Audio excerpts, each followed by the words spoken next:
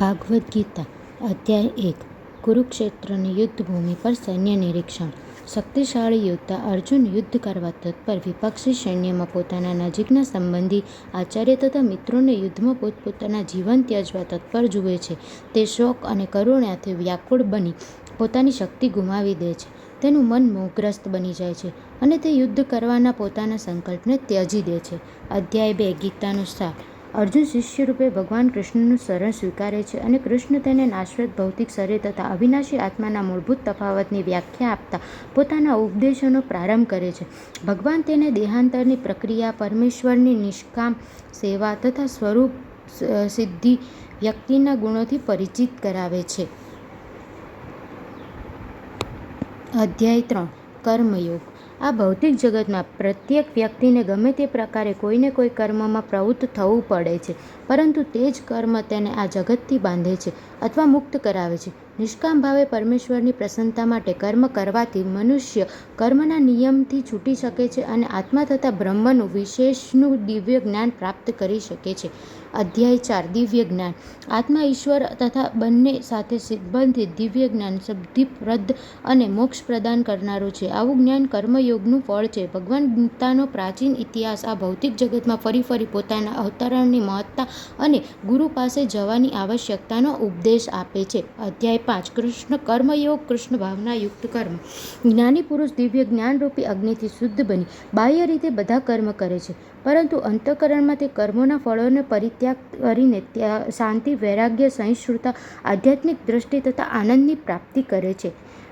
અધ્યાય 6 ધ્યાન યોગ. અષ્ટાંગ યોગ મન તથા ઇન્દ્રિયોને નિયંત્રિત કરે છે અને ધ્યાનને પરમાત્મામાં કેન્દ્રિત કરે છે. આ વિધિની પૂર્ણતા સમાધિમાં થાય છે. અધ્યાય 7 પરમેશ્વરનું જ્ઞાન. ભગવાન કૃષ્ણ સમસ્ત કારણોના કારણ છે, પરમ સત્ય છે. મહાત્માઓ ભક્તિપૂર્વક તેમનું શરણ સ્વીકારે છે, પરંતુ અપવિત્ર મનુષ્ય પૂજાની અન્ય વસ્તુઓ પ્રત્યે તેમનું મન સંલગ્ન કરે છે.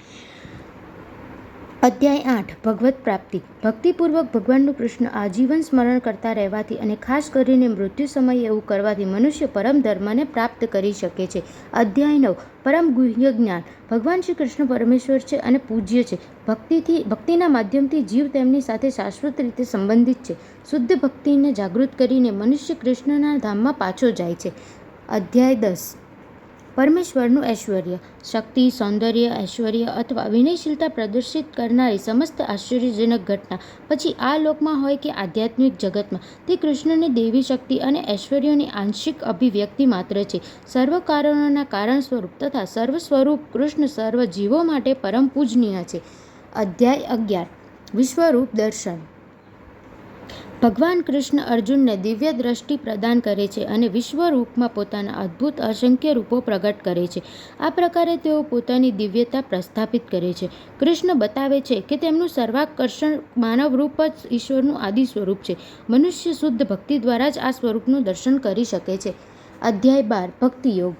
કૃષ્ણના શુદ્ધ પ્રેમને પ્રાપ્ત કરવાનું સૌથી સરળ અને સર્વોચ્ચ સાધન ભક્તિયોગ છે. આ શ્રેષ્ઠ માર્ગનું અનુસરણ કરનારાઓમાં દિવ્ય ગુણ ઉત્પન્ન થાય છે. અધ્યાય 13 પ્રકૃતિ, પુરુષ અને ચેતના.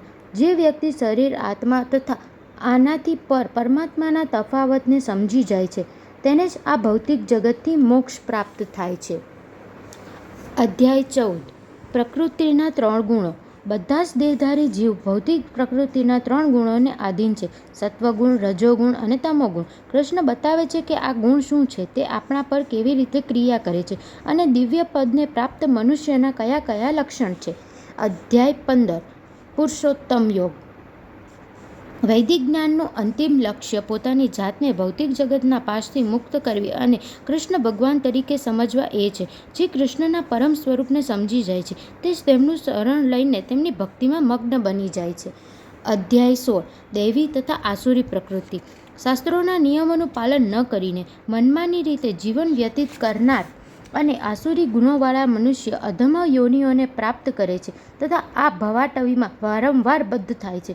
પરંતુ દૈવી ગુણોથી યુક્ત અને શાસ્ત્રોને આધાર માનીને નિયમિત જીવન વ્યતીત કરનાર મનુષ્ય આધ્યાત્મિક પૂર્ણતા પ્રાપ્ત કરે છે. અધ્યાય 17 શ્રદ્ધાના વિભાગો. ભૌતિક પ્રકૃતિના 3 ગુણોથી 3 પ્રકારની શ્રદ્ધા ઉત્પન્ન થાય છે. રજોગુણ તથા તમોગુણમાં રહી શ્રદ્ધાપૂર્વક કરવામાં આવેલ કર્મોના ફળ અસ્થાયી હોય છે, જ્યારે શાસ્ત્રસંમત વિધિથી સત્વગુણમાં રહી કરેલ કર્મ હૃદયને શુદ્ધ કરે છે. તે ભગવાન કૃષ્ણ પ્રતિ શુદ્ધ શ્રદ્ધા તથા ભક્તિ ઉત્પન્ન કરનારા હોય છે. અધ્યાય 18 ઉપસંહાર ત્યાગની પૂર્ણતા. ભગવાન કૃષ્ણ વૈરાગ્યનો અર્થ અને માનવીય ચેતના તથા કર્મ પર પ્રકૃતિના ગુણોનો પ્રભાવ સમજાવે છે. તેઓ બ્રહ્મ અનુભૂતિ, ભગવદ્ ગીતાનો મહિમા તથા અંતિમ રહસ્યોને સમજાવે છે. આ અંતિમ રહસ્ય એ છે કે ધર્મનો સર્વોચ્ચ માર્ગ ભગવાનની શરણાગતિ એ છે કે જે પૂર્ણ પ્રકાશ પ્રદાન કરનારી છે અને મનુષ્યને કૃષ્ણના સનાતન ધર્મમાં પારંગત થવા માટે સમર્થ